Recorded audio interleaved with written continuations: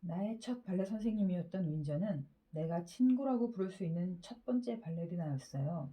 그녀는 정말 아름다웠고 세계적인 실력을 가진 발레리나였어요. 아르넴에서 온 어린 소녀인 내게 너도 나처럼 될 수 있다며 격려해 주었죠. 나는 그녀 덕분에 희망을 알았어요. 소니아 가스켈도 나의 발레 선생님이었어요. 그녀의 직업 철학은 지금 생각해도 멋있어요. 불평불만하지 말고 피곤해도 포기하지 말고 다음날 공연이 있다면 전날 밤에는 외출을 참가할 것. 소니아는 나에게 무엇이든 열심히 하면 성공한다는 것을 알려줬어요. 모든 것은 내면의 의지에서 나온다고 말이죠. 댄서는 좋은 습관을 통해 아주 많은 기술을 만들어요. 쉴 때도 절대 자세를 흐트러뜨리지 않아요. 나는 나의 발레 선생님이었던 마담 램버트 덕분에 이 습관을 기를 수 있었어요. 내가 팔짱을 끼거나 어깨를 구부정하게 하고 있으면 막대기로 손바닥을 쳐서 주의를 주곤 했죠. 댄서들은 자신의 자세가 올바르지 않을 때 스스로 그걸 인식할 줄 알아야 해요. 운명의 문 앞에서 망설이지 않기. 21살 때 오드리는 런던에서 뮤지컬과 여러 쇼에 참여하고 있었다. 그녀는 모델 일과 영화에 조연으로 출연하고 있었는데 그건 어디까지나 돈을 벌기 위해서였다. 발레리나에게 배우나 모델은 진지하게 고민할 만한 직업은 아니었기 때문이다.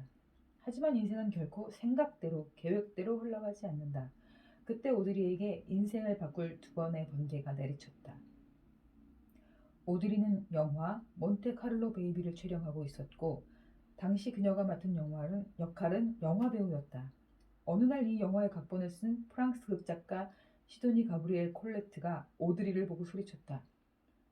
아니 나의 뮤즈 지지가 여기 있다니. 이 한마디에 오드리는 뉴욕의 브로드웨이로 이사를 하게 되었다. 브로드웨이로 떠나기 위해 짐을 싸기 전 오드리의 스크린 테스트 결과가 윌리엄 와일러 감독에게 전해졌고 그는 오드리를 로마의 휴일의 앤 공주로 만들기로 결정했다. 그로부터 1년이 채 지나지 않아 오드리는 세계 영화 팬들의 공주가 되었다.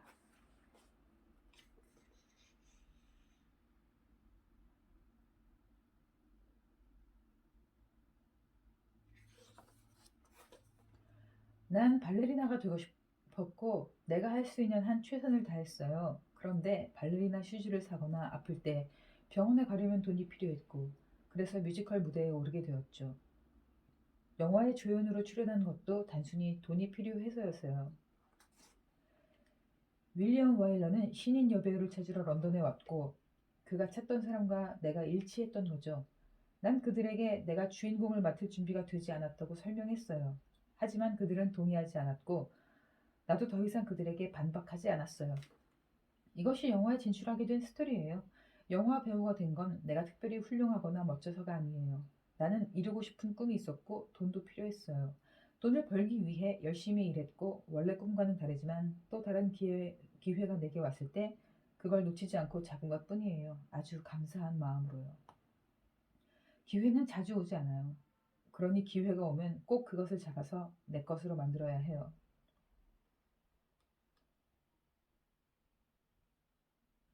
쥐지? 오드리는 몬테카를로의 호텔 드 파리에서 촬영을 하고 있었다.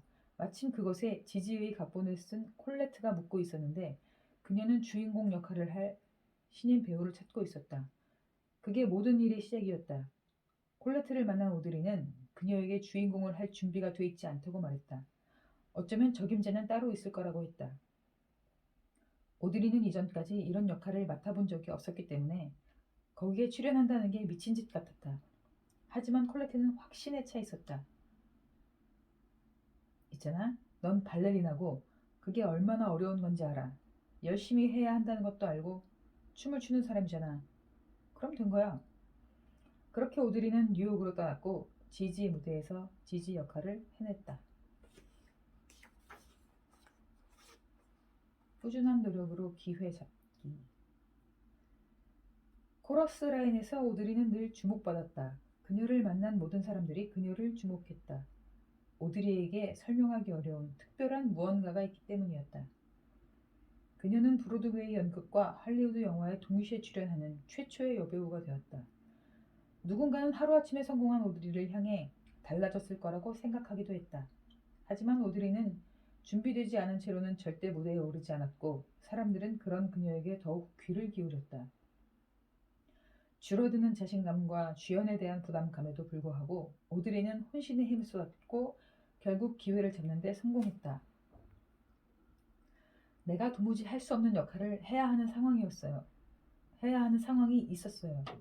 노래를 부를 수 없을 때 Funny Face라는 영화에서 노래 연기를 해야 했고 춤을 출 준비가 되지 않았는데 프레드 아스테어와 춤을 춰야 했죠. 이렇게 예상도 못했고 준비를 충분히 하지 못한 일도 해야 했어요. 지금 생각해보면 그때 내가 배운 건 결과를 받아들이는 방법이었어요. 만약 사람들이 내게 어떻게 배우가 되었느냐고 물어보면서 기대한 답변이 진정한 의미의 여배우라면 나는 진정한 의미의 여배우였던 적은 없어요. 그런 질문을 받으면 잘 모르겠다고 답할 수밖에 없었어요. 나는 그저 시간에 맞춰 촬영장에 가서 대사를 하고 내 역할을 연기했을 뿐이에요. 나는 지금도 40년 전과 똑같이 연기해요. 전문적인 연기 훈련을 받은 적도 없고 셰익스피어 연기를 배운 적도 없어요. 기술보다는 느낌에 더 집중해서 연기를 했어요. 나의 평생 연기 인생을 돌아보면 뛰어난 기술은 없었지만 감정만으로도 충분했다는 생각이 들어요. 감정이 충분하다면 살인도 피할 수 있어요.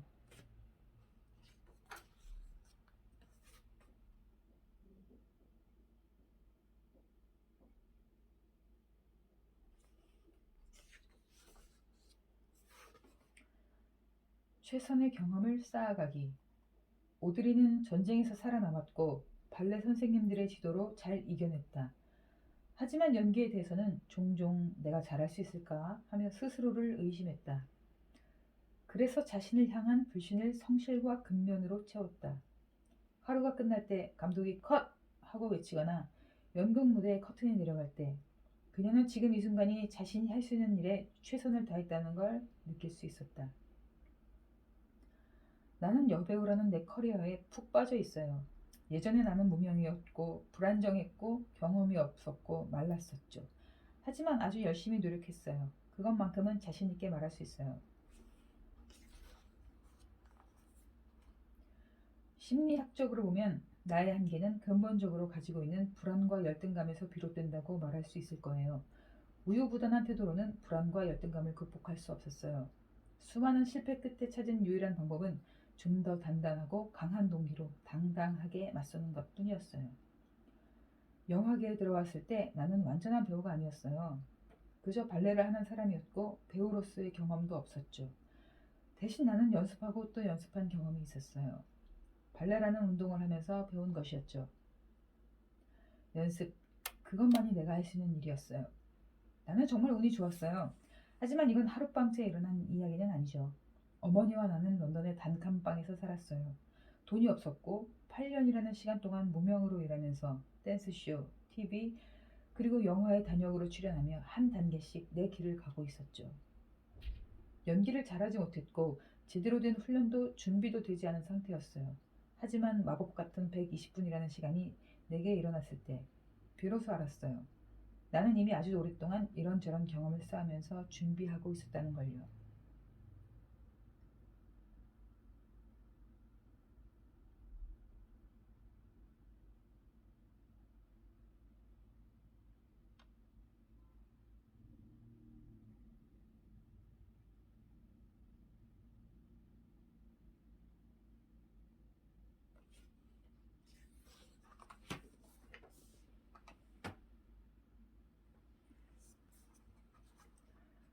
자망하지 말고 언제나 열망하기. 오드리는 미국에서 단 2작품만 했지만 미국에서 그녀의 인기는 이미 엄청났다. 기자들과 비평가들은 모두 그녀에게 빠졌고 그녀를 극찬하는 연애편지 같은 기사를 써댔다. 팬들은 그녀의 말 한마디 한마디에 집중했고 그녀에 대해 조금이라도 더 알고 싶어서 아우성을 쳤다.